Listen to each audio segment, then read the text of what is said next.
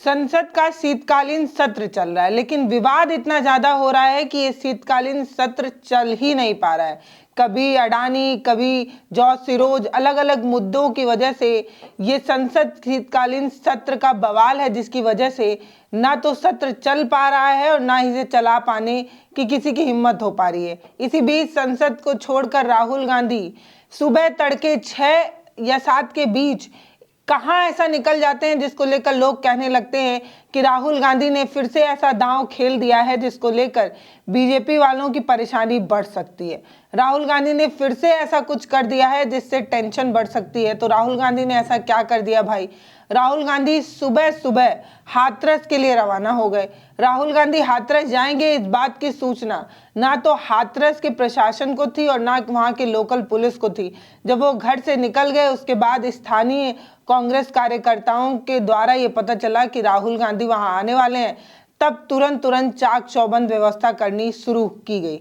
ऐसे में तो प्रशासन वालों का खुद ही हाथ पांव फूलने लगा था कि अचानक से राहुल गांधी हाथरस आ रहे हैं, तो ऐसे में उस तरीके की कोई व्यवस्था भी नहीं है। तो पूरी व्यवस्था जल्दी जल्दी की गई। जो परिवार है हाथरस का, जो पीड़ित परिवार है, दलित परिवार, उसके यहाँ भी चाक चौबंद व्यवस्था की गई। प्रशासन की अलग अलग टीमें वहां पर जो है वो रखी गई। अब राहुल गांधी हाथरस क्यों गए, ये बड़ा सवाल होगा, आप भी सोच रहे होंगे। तो राहुल गांधी दरअसल हाथरस इसलिए गए क्योंकि जो पीड़ित लड़की थी, उसके जो पिता हैं, उन्होंने एक खत लिखा था 2 जुलाई को। इस खत में उनके पिता ने बहुत सारी बातें बताई और उसमें यह भी बताया कि दरअसल पूरे घर में हमें जो है एक तरीके से नजरबंद करके रखा गया है। प्रशासन इतनी मुस्तैद रहती है, ना हमें कहीं जाने देती, ना हमें कमाने देती। 3 बेटियां और हैं, उनकी भी जिम्मेदारी है, लेकिन प्रशासन हमें कोई काम करने नहीं दे रही है। घर में हम नजरबंद हैं, ना तो रोटी की कोई व्यवस्था हो पा रही है, ना रोजगार की कोई व्यवस्था हो पा रही है। इस तरीके से दम घुटता है, बंदिश में रखा गया है। इस तरीके की बात लिखते हुए उनके पिता जो है एक खत राहुल गांधी तक पहुंचाते हैं। और कल जो है वो पैमाइश भी उनके घर जो है वो की गई थी। इसकी जानकारी पीड़ित के भाई ने बताई है, जो लड़की है उसके भाई ने बताया कि उसके घर में कल जो है वो पैमाइश की गई थी। पैमाइश की जानकारी राहुल गांधी तक पहुंचाई गई। अब राहुल गांधी हमसे जो है वो मिलने आ रहे हैं, इस तरीके की बात कही गई। और राहुल गांधी वहां पहुंचे भी, उसकी अलग अलग तस्वीरें स्क्रीन पर दिखाई जा रही होंगी, जिसको आप देख सकते हैं कि राहुल गांधी किस तरीके से चाक चौबंद व्यवस्था के बीच उनके पीड़ित परिवार से मिलने जाते हैं। हालांकि गाड़ी बहुत पहले ही रोक ली जाती है, सिर्फ एक गाड़ी को अलाउ किया जाता है और उस एक गाड़ी से राहुल गांधी उस घर तक पहुंचते हैं और शांति में करीब 45 मिनट तक परिवार वालों से बात करते हैं।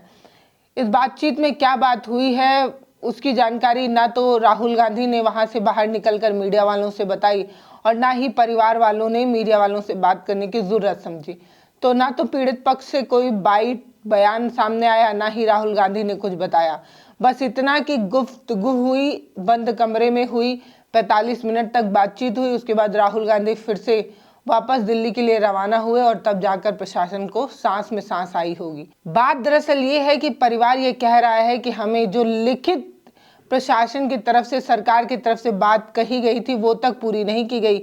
एक सरकारी नौकरी और हाथरस के बाहर मकान देने की बात प्रशासन की तरफ से, सरकार की तरफ से लिखित रूप में दी गई थी, लेकिन वो मांग पूरी की नहीं गई।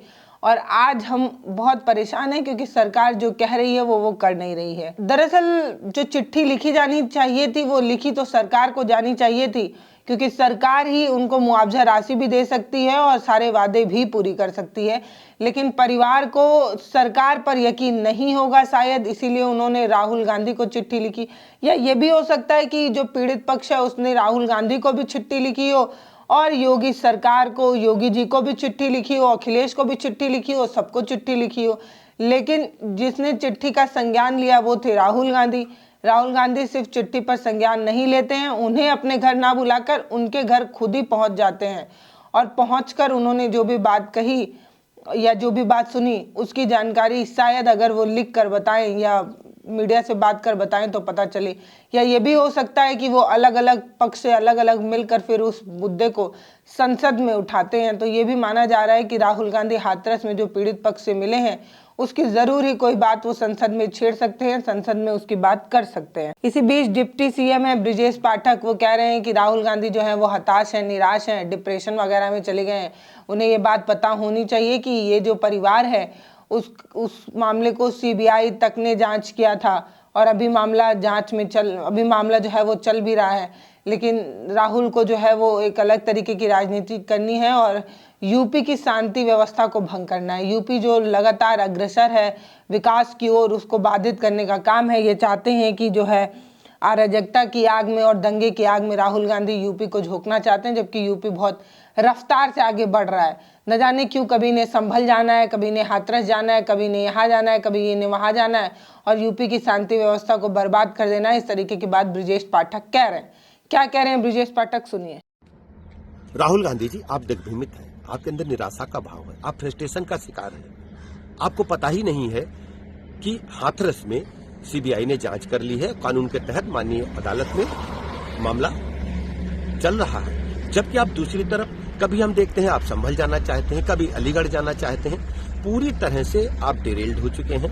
आपसे मेरा अनुरोध है, उत्तर प्रदेश आज नंबर 1 का राज्य इंफ्रास्ट्रक्चर के मामले में, कानून व्यवस्था के मामले में बनने के लिए तेजी के साथ आगे बढ़ रहा है। उत्तर प्रदेश की कानून व्यवस्था की चर्चा पूरे राष्ट्र में होती है। आज हम कह सकते हैं औद्योगिक क्रांति उत्तर प्रदेश में आ रही है। जबकि आप उत्तर प्रदेश को अराजकता की आग में, दंगों की आग में झोंकना चाहते हैं, लोगों को भड़काना चाहते हैं। कृपया ऐसा न करें, मैं आपसे विनती करता हूं। उत्तर प्रदेश राज्य नंबर 1 का राज्य बनने के लिए पूरे राष्ट्र में तैयार हो रहा है। आप पहले मनन करें, अध्ययन करें, विपासना करें और सोचें क्या करना है। आए दिन आप इस प्रकार के रूल जुलूल हरकतों से प्रदेश की जनता, देश की जनता तंग आ चुकी है। धन्यवाद। एक आवास, एक सरकारी नौकरी की मांग जो है वो पीड़ित पक्ष लगातार करता रहा और हाथरस में क्या कुछ हुआ ये आपको पता ही होगा कि हाथरस की जो गुड़िया थी, जो दलित लड़की थी, उसके साथ किस तरीके से रेप हुआ। रेप के बाद उसको किस तरीके से प्रशासन ने जानबूझकर परिवार से छुपाकर उसकी बॉडी को जो है वो जला भी दिया था, उसका दाह संस्कार भी कर दिया था। उसके बाद प्रशासन पर बहुत सारे सवाल खड़े हुए, यूपी पुलिस की खूब छीछे अद्दर हुई, वो सारी तस्वीरें आपको पता ही थी। उसके बाद ये पूरा मामला जब लगातार ट्रोल होने लगा, वायरल होने लगा और यूपी पुलिस की ये जो गुंडागर्दी थी, ये जो रवैया था, उसको लेकर परिवार बहुत ज़्यादा हताश और निराश था। तब मामले को सीबीआई को सौंपा गया। सीबीआई ने इस मामले में जांच भी की थी और सीबीआई ने एक रिपोर्ट सौंपी थी जिसमें 4 आरोपी जो थे, रामू, लवकुश, संदीप और रवि, ये चारों आरोपी, इनके खिलाफ चार्जशीट भी दायर की थी और गैंगरेप और हत्या की बात उस चार्जशीट में सीबीआई ने कही भी थी। लेकिन ये मामला जब स्पेशल कोर्ट में चला था तो उसमें जो सुनवाई हुई थी, तो स्पेशल कोर्ट में इस बात का फैसला लिया गया था कि जो लड़की, दलित लड़की थी, उसके साथ रेप वगैरह वाली चीज़ नहीं हुई थी। इस तरीके की बात कोर्ट में सामने आई थी। ये डिटेल है इस पूरे मामले में जो मैं आपको बता रही हूँ। फिर स्पेशल कोर्ट में जब सुनवाई हुई तो फैसला स्पेशल कोर्ट ने सुनाया, जिसमें ये फैसला लिया गया था कि उसके साथ रेप नहीं हुआ था। उसके बाद तीनों आरोपियों को रिहा कर दिया गया था और जो चौथा आरोपी है उसे गैर इरादतन हत्या और एक्सी एक्ट के तहत जो है वो दोषी माना गया था और आजीवन कारावास की सजा जो है वो उसे सुनाई गई थी। अब पत्र में जो पीड़ित लड़की है उसके पिता ने पत्र में क्या लिखा था, तो जो पीड़ित लड़की है उसके पिता ने पत्र में लिखा कि 4 साल से कैदी जैसा जीवन जीना पड़ रहा है क्योंकि प्रशासन बहुत एक्टिव रहती है और हमारे घर के सामने 24 घंटा खड़ी रहती है। वो हमें कोई रोजगार भी नहीं दे रही और हम रोजगार के लिए अगर बाहर जाना चाहते हैं तो हमें बाहर भी नहीं जाने दिया जाता। 3 बेटियां हैं, उनकी जिम्मेदारियां हैं, ये सारी चीज़ें वो बताते हुए कहते हैं। और सरकार ने जो वादा कहा था वो वादा भी पूरा नहीं किया, ना तो नौकरी दी और ना ही कोई आवाज़ दिया। इस तरीके की बात वो कह रहे हैं। तो जो पीड़ित है वही कैदी की तरह जिंदगी जी रहा है उत्तर प्रदेश में। ये उत्तर प्रदेश की सच्चाई है। मैं वो खत भी जो है वो खत का कुछ हिस्सा भी आपके साथ पढ़ना चाहती हूँ। स्क्रीन पर पूरा खत भी जो है आपको चलाकर हम दिखाएंगे। तो जुलाई में ये खत जो है वो लिखा गया था और उसमें उनके पिता ने राहुल गांधी को लिखकर ये बताया था कि सरकार ने जो वादा किया वो पूरा भी नहीं किया। इसके अलावा परिवार जो है वो सीआरपीएफ की कड़ी निगरानी में जो है वो कैद है। ना तो कोई रोजगार मिल पा रहा है और ना रोजगार करने के लिए हमें बाहर जाने दिया जा रहा है। घर में 3 बेटियां हैं, उनकी पढ़ाई लिखाई तक भी नहीं हो पा रही। परिवार की मानसिक स्थिति बहुत खराब चल रही है क्योंकि रोजी रोटी के बिना कोई भी परिवार चला पाना बहुत मुश्किल है। ऐसे में 14 सितंबर 2020 को जो घटना हुई थी वो बहुत भयानक थी। इस खत में उनके पिता घटना को याद दिलाते हुए बता रहे हैं, जिसमें मेरी बेटी के साथ गैंगरेप हुआ, उसकी रीढ़ की हड्डी तोड़ी गई, उसका जीभ काट दिया गया। मेरी परमिशन के बिना प्रशासन ने रात में मेरी बेटी का शव को भी जला दिया। आज तक मुझे और मेरे परिवार को यहाँ तक नहीं पता चल पाया कि बॉडी किसकी जलाई गई है, मेरी बेटी की या किसी और की जलाई गई, ये भी नहीं पता चल पाया।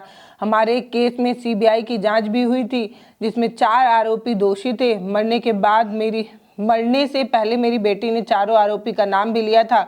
घटना के बाद बेटी का मेडिकल नहीं कराया गया, इस तरीके की बात वो बता रहे हैं। जो पीड़ित थी उसने नाम तक लिया है, ये भी बात वो कह रहे हैं। और कह रहे हैं घटना के बाद मेडिकल भी नहीं कराया गया। सीबीआई ने अपनी चार्जशीट में चारों को दोषी माना था, लेकिन ट्रायल कोर्ट ने तीनों आरोपियों को सिर्फ SC और XT एक्ट के तहत जो है वो सजा सुनाई थी।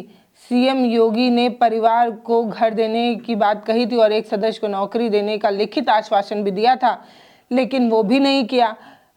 हाईकोर्ट लखनऊ में नौकरी और घर देने के संबंध में यूपी सरकार को भी जो हाईकोर्ट लखनऊ है उसने भी आदेश दिया था, लेकिन अभी तक उस आदेश का भी पालन नहीं किया गया। इस तरीके की बात परिवार वाले कह रहे हैं।